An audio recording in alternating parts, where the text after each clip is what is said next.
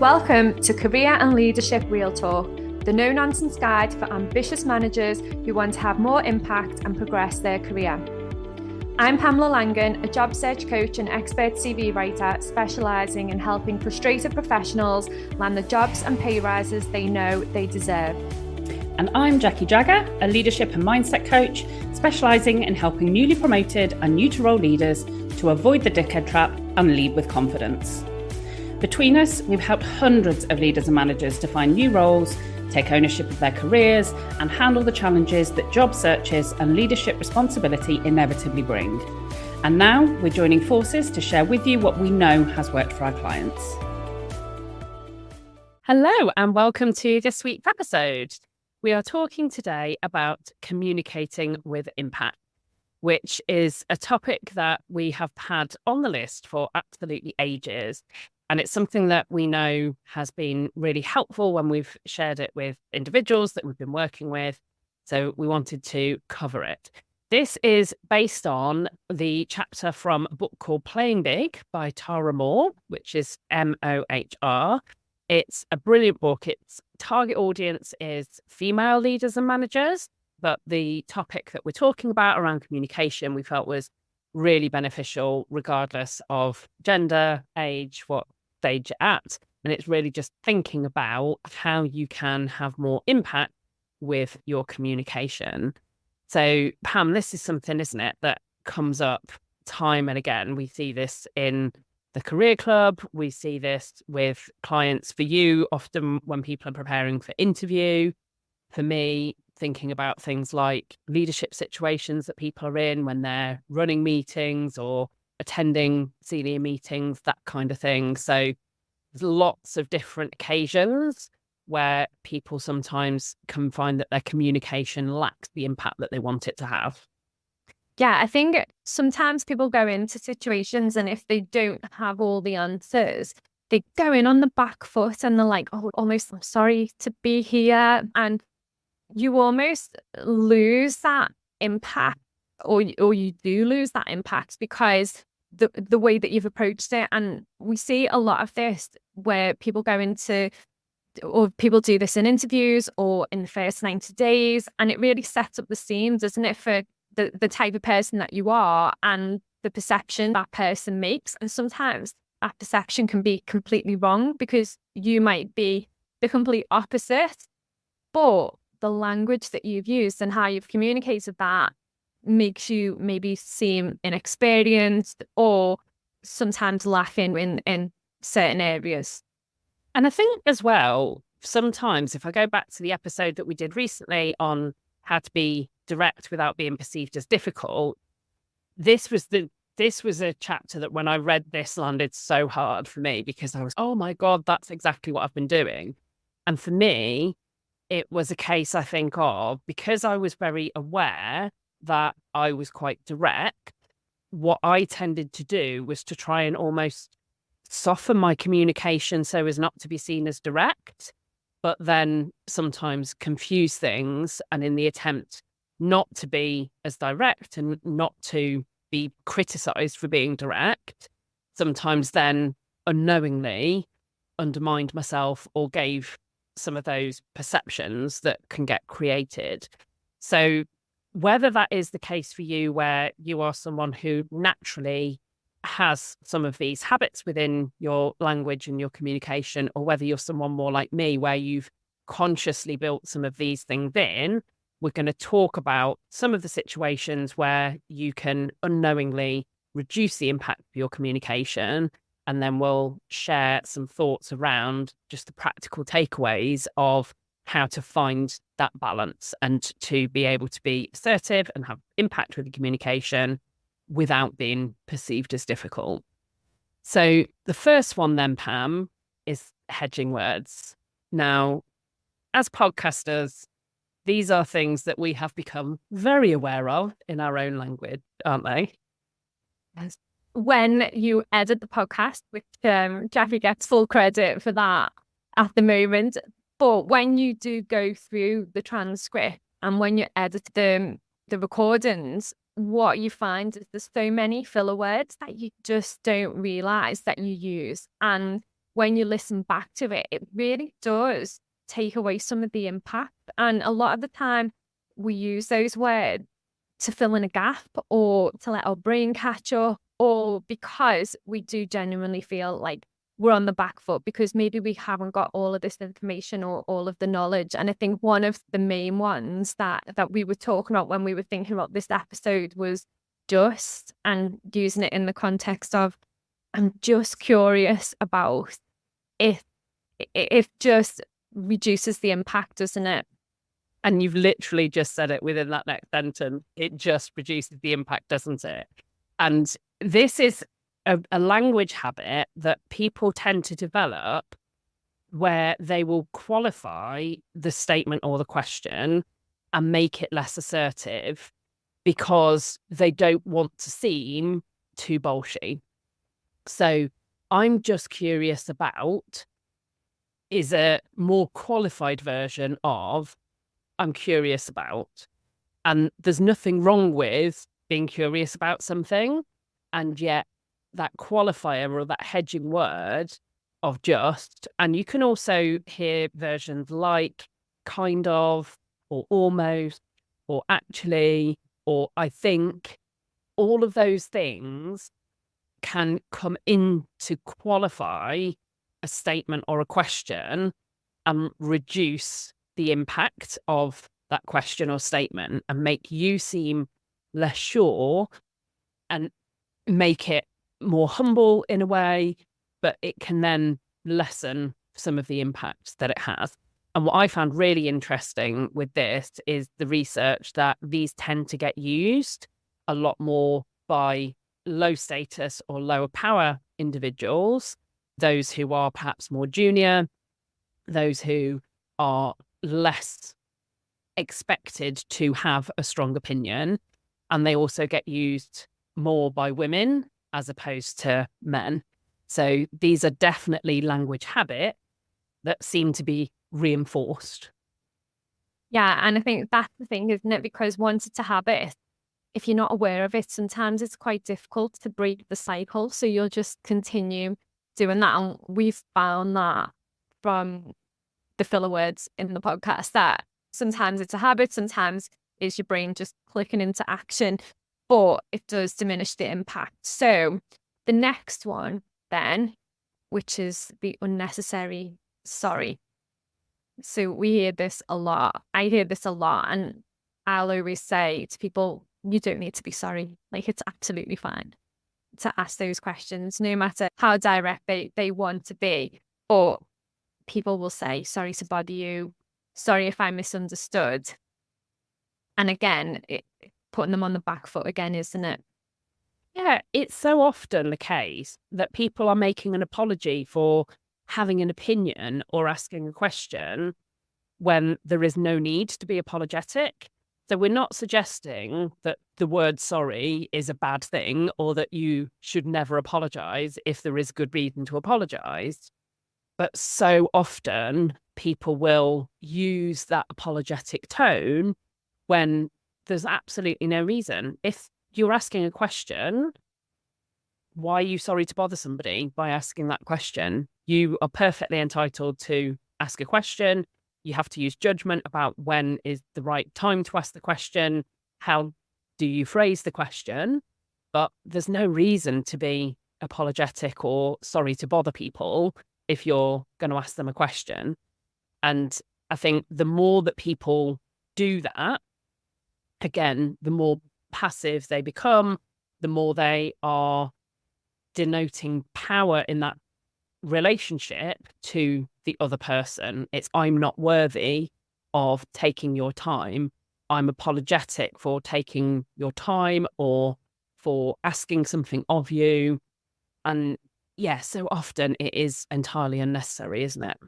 Yeah, it really is. And I think once we start being more aware of these things, then you can break the habits. But until you're aware that you're doing that or the reasons why you're doing that, you can't actually stop it, because if you've created that habit within your brain, then you'll keep on doing it and unknowingly will then diminish the impact. So the next one then is using disclaimers. So this is a similar type of thing where you might, for example, say, oh, this is just a suggestion. So you've got just in there again, or I'm no expert, or can I just float an idea? It's almost that thing of giving that, again, that sense of humility. And it can also be here where you haven't got to your final thought. So you lack confidence or conviction. And the problem then is that if you lack confidence and conviction in what you're saying, then what's the reason for someone else to be prepared to listen to you? Yeah, and that's true. And this is something that I noticed in my own career, because I changed careers and moved into change and projects and business analysis. And that was one thing, the first 2 years of that role, that was something, even though I was working at a senior level within that, I would say no expert, and I was like, in the end, I don't need to be an expert. Like, these are things that I've been doing for years and years and years. Just because it's a different career path and a different type of job doesn't take away from the experience and the knowledge that I've got. So I don't need to declare I'm no expert. I just need to input with a suggestion that might help. And that for me really kind of changed things, and also help me communicate with more impact. Because if you say, for example, to a group of specialists, I'm no expert, then in their head, they're like, we're not going to listen to you because you're no expert. You don't know what you're talking about. We know what we're talking about because we're the specialists, we're the experts. And it really does damage the communication. So I think if you can just own the knowledge and the skills that you've got and make that suggestion without that caveat of I'm no expert and things like that, it will definitely help. I think with this, it's good as well to be open to, you don't have to be right every time. You can make a suggestion or have an idea or share an opinion, and someone might respond and give you evidence for why that won't work, or why, with their additional expertise, they know something that you don't. And it's okay for that to be the case. It doesn't mean that it's not a valid contribution, because for a start, if somebody comes back with an argument that is rational and reasoned, you get to learn about why. So you do become more of an expert by having suggested something or asked a question that exposed that you are not the full expert, or not as expert as whoever responded. And I think the more that you can be okay with that, the easier it gets.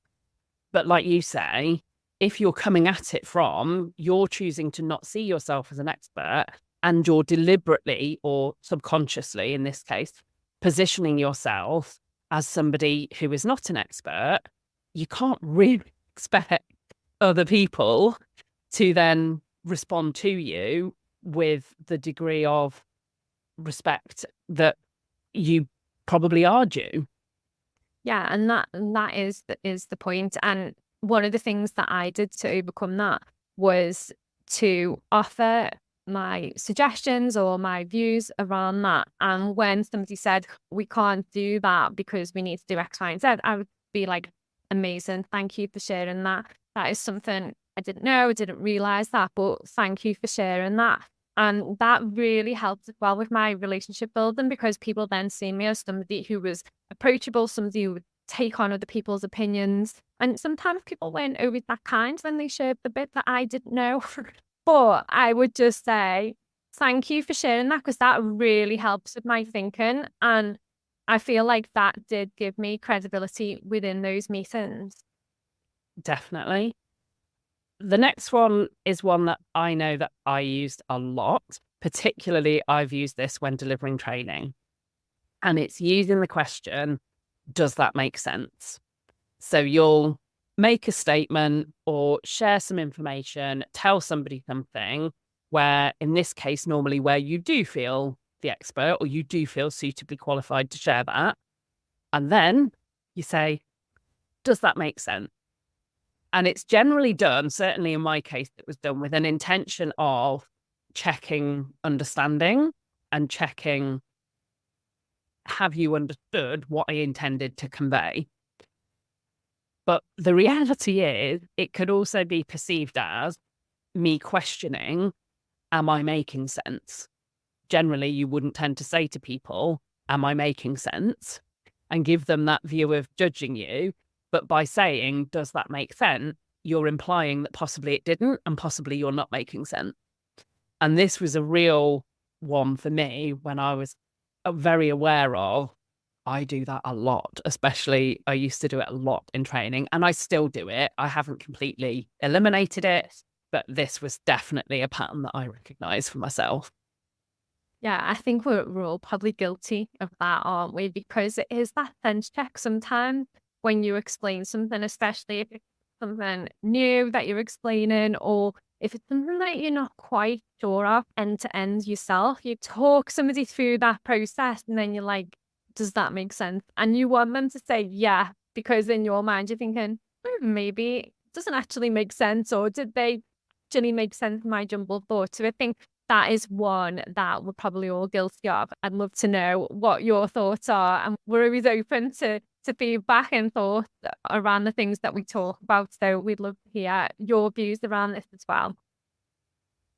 So the next couple then are very much about verbal communication. And this is pitch and tone. So either going up at the end of a sentence or using quite a sing-song tone of voice can create a perception as somebody being less assertive or less authoritative than someone who doesn't habitually do that. And also repeating or rushing or lacking punctuation. This is a really interesting one because often the reason for this can be down to nerves, can be down to that you maybe know that people in that room have a tendency to interrupt. And so you're not giving them a pause so that they can't interrupt. But when you speak quickly and don't have pauses, the perception you create is less authoritative, less expert. And you also don't give people the chance to actually process. When you're talking at 1,000,000 miles an hour, people aren't able to process it as quickly. So they're still processing what's happened and they don't have that opportunity for what you're saying to really land. So we see this a lot with public speaking training, where often the biggest thing is slowing down and adding pauses where people need to convey their message more effectively. Yeah, I'm just laughing because all Scouts talk really fast, generally. and I suppose people will talk fast, especially if they're a little bit nervous and things like that. We see that a lot in interviews and things like that. But it is true that if you can slow down and give people the opportunity, and one thing that I used to do, because I'm going to hold my hands up and say I am a fast talker. If you've been listening to the podcast, you'll know I still talk quite fast. Like we're still there. But in terms of delivering presentations, holding meetings, facilitating, training, and all of that kind of stuff, what I will do is I will intentionally try to slow down so that I can get the point across and people can absorb what I'm trying to say. And if somebody does try to butt in or interrupt, I'll just say, hold that thought and I'll come right back to you and then carry on. And that has been really useful because sometimes if you are trying to get that message out and you think, I know in this meeting there's about 2 or 3 people that are going to interrupt or whatever the situation is, then you might just be tempted to get it all out as fast as you can. And it's just also then thinking about those little techniques that you can do to hold people off while you get the full message out, and then you can go back to them and let them have their chance to speak. Yeah. So the final one is using questions instead of statements and sharing opinions. So again, this was a really habitual one for me. What about doing this rather than saying, I think we should do this because? And this for me was a conscious thing, again, of wanting not to seem too domineering or too opinionated. It felt easier to ask the question, to float an idea, rather than to say, I think this because I'm backing it up. The problem I found when I used to do this is then you ask a question, you open it up for debate, and you haven't shown a reason for people to share or agree. They don't even necessarily know that is your opinion. And so I then used to get frustrated that people didn't agree with my opinion, even though I hadn't shared it as an opinion, because I was trying to make it more warm and fluffy and more cozy and more comfortable. So I think this is definitely one that I used to use when I was in conversations and meetings. And I think, do you know what, the thing with that as well, and I think probably a lot of people will see that in themselves too, is when it's almost that kind of being a great leader. I need to take on everyone's opinions. I need to bring everyone along for the journey, when actually sometimes you do just need to get that opinion or that thought out there, and that's absolutely fine. You don't always need to get everyone else's input on it. You just need to say, I think we should do this because, and then you can invite people's opinions rather than asking it as a question, which, as you say, just opens the debate. And then you, okay, so now we're totally lost in this conversation. And then you're trying to pull it back and say, no, actually, this is what I think we should do. And you get round to it eventually. But I think that's one of those things that we've talked about this a lot, haven't we? Where these are the things, when you start becoming more self-aware, you notice that you do them and you can start doing things to change it. Because once you've listened to this podcast, all of these things, you'll be in meetings or you'll be communicating with people and you'll go, oh my goodness, that's what Pam and Jackie said. So it's just that self-awareness, recognizing when you do it and then deciding that you're either not going to do that or you're going to adapt the way that you do things going forward. And I think that for me, the self-awareness during my leadership career was huge, because as soon as I became self-aware, as soon as I realized these things, and I'm not going to say by any means I was perfect, and I will still say at this point in my career, I am still learning every day. I still come up against things that I'm thinking, oh, this is a new one. But it is about being open and being self-aware and reflecting and thinking about what you're going to do differently next time. And choosing strategies that are appropriate. So sometimes you do genuinely want to float an idea or test a reaction to something. And so doing it in that way works. Sometimes it's appropriate to apologize. So you're not going to forbid yourself from ever saying sorry to bother you. But like you say, it's becoming aware of when are those patterns happening that are getting in the way, often, of you being taken as seriously as you would like to be taken. That's often the consequence. If you are habitually using a lot of these patterns at a subconscious level, that's often the case. And likewise, it can be that if you are using them in the way that I was, where you are trying to get away from being seen as too direct, then it can create confusion, because some of the time you're direct, and some of the time you're using these strategies to try and make it more palatable, as opposed to finding ways to strike the balance. So what would be the takeaways then? If people have listened to this and they've gained some of that self-awareness from hearing the descriptions that we've given and noticed that, yeah, there are some things that I'm doing that maybe I'm overusing or are diminishing the impact of my communication, what would be the takeaways from this episode for those? I think the key thing is to recognize it. So start to really focus in on your communication and the impact that it's having, and are people reacting and responding to you in the way that you would like them to start with. So you can just pick one thing and start to work on it, because what you don't want to do is go, right now there's all of these things I need to work on, so now I'm totally overwhelmed, so I stop communicating or whatever happened. So have a think about it, reflect on it, and pick one thing and work on it. And if that means that you need to find the right mentor, you need to do a little bit of training, you need to Google it, you need to listen to more podcast episodes, whatever it is, just pick one thing and work on it. And then another thing that you can do is record yourself having those communications. When we listen back to the podcast episode, for me, sometimes it's mortifying. Do I really sound like that? Now I've come to terms with that now. But when you do record yourself and listen back, it is eye-opening, and you can become more self-aware from doing that.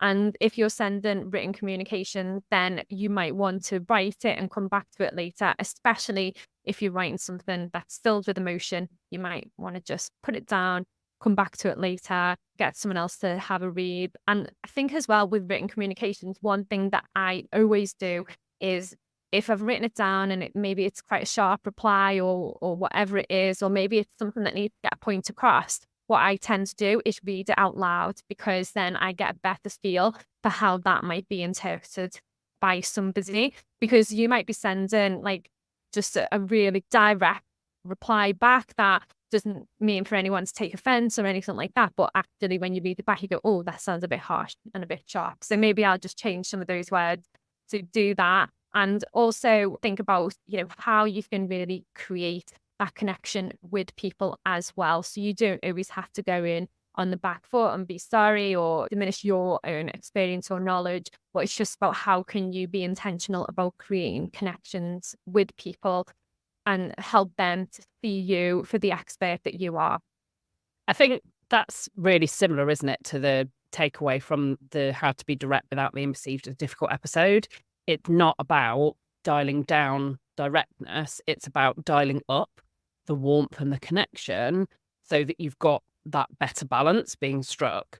And likewise, if you recognize that it's more that you lack impact, then it might be about dialing up the directness as opposed to dialing down your warmth. You're not going to stop being the person that you are. You're not going to stop showing that connection and compassion and getting on with people and suddenly become this direct person with all your communication so that you can have impact, because that's not going to work either. Yeah, I think that's great takeaway for people to take from it. And if you are listening to this and recognizing that communication skills could be something for your teams to work on, then that is something that we do through our Catalyst Careers brand. And if it's something that you're recognizing that you want to work on, or that you recognize that maybe there are people around you who could benefit, then as normal, please do share this episode with them. It's always brilliant when we hear from people that have had the podcast episodes recommended to them. Thank you so much for listening. We will be back again next week with another episode. And in the meantime, please do rate and review, and we will catch you next time. Exciting news from us. If you're an ambitious leader or manager earning 50k or more and you're ready to take your career to the next level, we have an opportunity for you. Introducing Catalyst Career Club, your secret weapon for unlocking career success. As a member, you'll get access to monthly live training sessions, exclusive job opportunities, and the ability to get personalised advice from us on your toughest career challenges. We've helped thousands of driven leaders like you secure significant pay rises, land dream roles, and thrive in their careers. And now we want to support you in achieving your most ambitious career goals too. Membership is just $6.99 per month with no contract or tie-in. And as a special bonus for being our podcast listeners, you can use the code podcast at checkout to get your first month for just £1. Head over to pamelalangan.com/Catalyst Career Club to sign up now, and we'll see you inside.